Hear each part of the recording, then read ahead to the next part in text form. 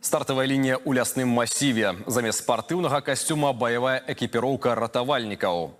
Эстафета наймацнейшых юных агняборцаў прайшла ў Вілейскім раёне. Рэспубліканскі збор юбілейны 20-й. Ён даў магчымасць юнакам і дзяўчатам паказаць навыкі ў тушэнні пажараў, арыентаванні на мясцовасць і аказанні першай медыцынскай дапамогі.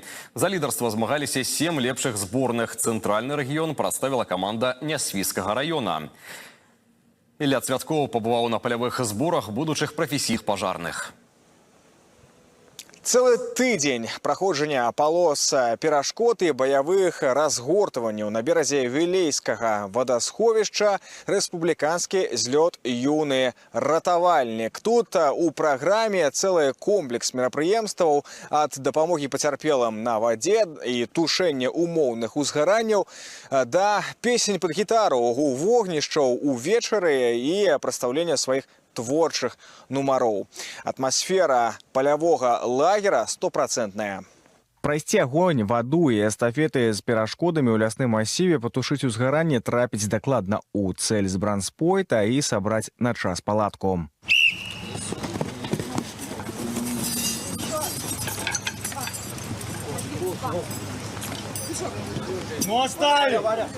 Юбілейны злёт аб'яднаў 7 лепшых каманд з усёй краіны. На такіх маштабных зборах трэба паказаць лепшы камандны вынік.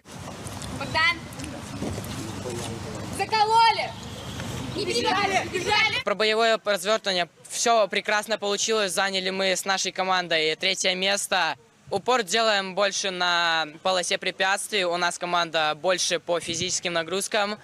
Мы очень усердно тренировали саму полосу препятствий и надеемся особенно на эту полосу.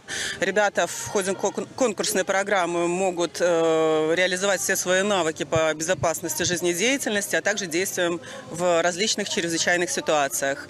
Поэтому говорить о каком-то едином подходе в каждом конкурсе сложно, потому что все конкурсы достаточно разнообразны. Будем уже надеяться на профессионализм и непредвзятость жюри.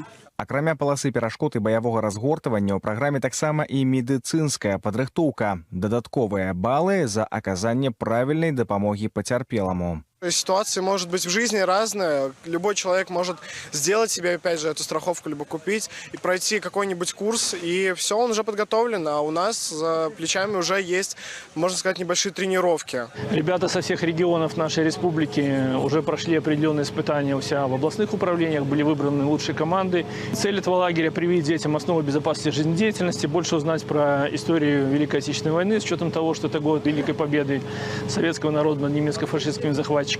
Опять же, дети здесь получат массу позитивных эмоций. Это выдатная магчымасць для школьнікаў прафесійна зарыентавацца. Многія з іх ужо вырашылі, што будуць паступаць ва універсітэт грамадзянскай абароны і стануць пажарнымі ў будучыні. Ну а для міністэрства па надзвычайных сітуацыях гэта такі выдатны спосаб для таго, каб падрыхтаваць новыя таленавітыя кадры. Ілля Цвяткоў і Мікалай Лашкевіч, першы інфармацыйны.